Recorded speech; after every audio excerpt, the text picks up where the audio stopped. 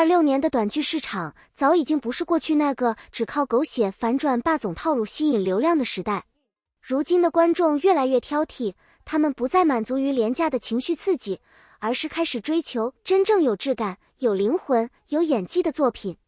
就在所有人都以为短剧已经卷到极限的时候，张白云 Karen 与翟依莹 Zhai Yiying 的首次合作，直接把整个行业拉进了一个全新的高度。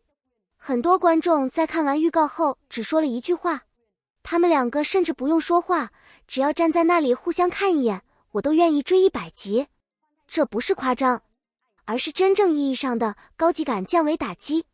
从镜头语言到人物情绪，从演员状态到氛围营造，这部作品完全不像传统短剧，更像是一部被切割成碎片的电影长片。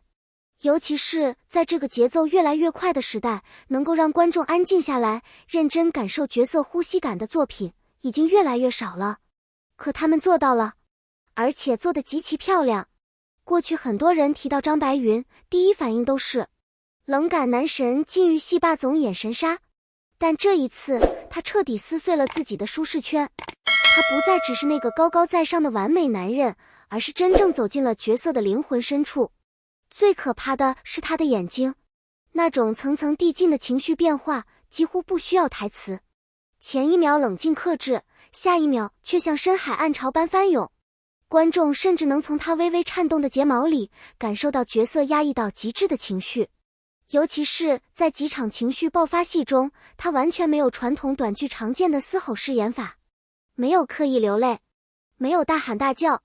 甚至没有夸张表情。可偏偏就是那种压在喉咙里的窒息感，让无数观众瞬间破防。有人评价，真正高级的崩溃从来不是撕心裂肺，而是连呼吸都在疼。而张白云恰恰演出了这种感觉，这已经不是简单的会演，而是真正意义上的角色共生。很多人过去对翟依莹的印象还停留在甜妹阳光少女阶段，她的笑容确实极具感染力，但也因此一部分观众曾认为她只能演轻松甜宠。然而这一次她彻底证明了自己，她饰演的角色并不是传统意义上的傻白甜，相反，这个角色复杂、敏感、现实、克制。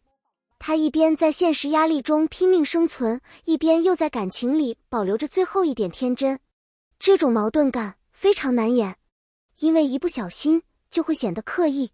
但翟依莹最厉害的地方就在于，她让角色像真实存在的人。她说台词时没有表演腔，她的情绪变化也不是公式化输出，很多细节甚至像生活纪录片一样自然。尤其是一场深夜独自回家的戏，他没有哭，只是安静地站在便利店门口发呆。霓虹灯照在他脸上，那种疲惫、孤独、强撑的情绪瞬间击中了无数年轻观众，因为大家忽然发现，这不就是现实中的自己吗？现在很多短剧的问题在于，甜得太工业，虐得太刻意，误会永远靠不解释，剧情永远靠巧合。观众看久了自然会疲劳，但这部作品最聪明的一点就是它完全避开了这些套路。它真正拍出了成年人之间最危险也最上头的情感推拉，越嘴硬，越在意，越冷淡，越深情。角色之间的情绪不是只给，而是一层层试探。一个眼神，一次停顿，一句欲言又止的话，都比那些疯狂撒糖更让人上瘾。因为真实，成年人最难的感情从来不是我爱你，而是我明明很在乎你，却不敢让你知道。这种克制感才是最让观众沉沦的地方。这部剧之所以爆，不只是因为 CP 感强，更重要的是它拍中了当代年轻人的情绪。职场竞争、生活压力、城市孤独、情感疲惫，这些东西几乎贯穿了整部作品。很多观众一边追剧一边疯狂共鸣，因为角色经历的不只是爱情，而是现实人生。他们白天努力工作，晚上一个人回家，明明已经很累，却还要假装坚强。很多时候压垮年轻人的不是惊天动地的大事，而是日复一日的情绪消耗。而这部剧最厉害的地方就是他没有悬浮，他让角色真正活在现实里，所以观众会相信，会代入，会心疼，甚至会在某一个瞬间突然沉默，因为他们看见了自己的影子。过去很多人对短剧最大的偏见就是廉价感，但这一次制作团队几乎是狠狠打了所有人的脸，无论是场景调度、镜头运镜还是灯光色彩，都完全不像传统快餐式短剧，尤其是色调运用堪称惊艳。夜晚城市部分大量使用冷蓝色，那种冰冷都市感让角色显得更加孤独，而当两人重逢时，画面却慢慢转向温暖橙色，情绪氛围瞬间被拉满。这种视觉语言其实已经属于电影级表达。更夸张的是，很多观众甚至专门暂停截图，因为随便一帧都像海报。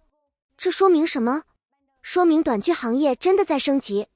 观众早就不是以前那个随便糊弄一下就能满足的时代了。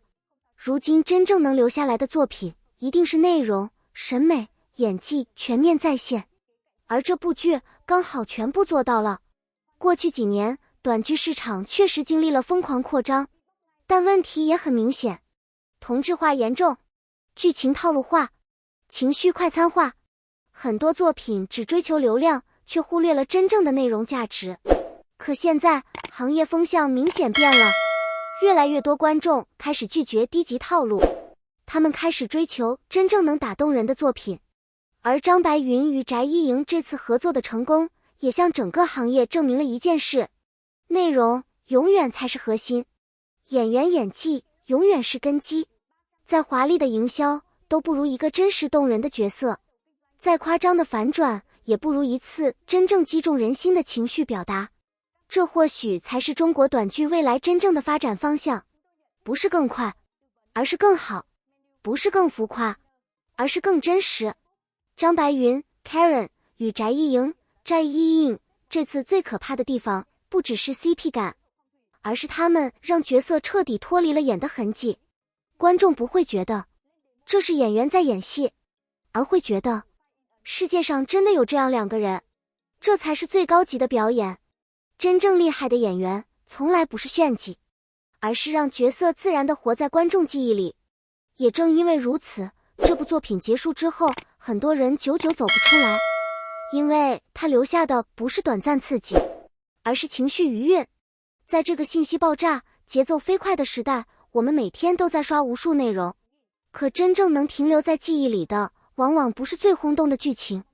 而是那些最真实的人性瞬间。那么问题来了，你觉得什么样的作品才会真正长久留在记忆里？是震撼反转的剧情，还是那些最细腻、最真实、最像人生的情感瞬间？欢迎在评论区留下你的答案。最后也非常感谢大家看到这里。如果你喜欢这样的深度影视解析，别忘了点赞、订阅频道，打开小铃铛，我们会继续带来更多精彩内容。也欢迎大家在评论区聊聊，你最喜欢张白云、Karen 和翟一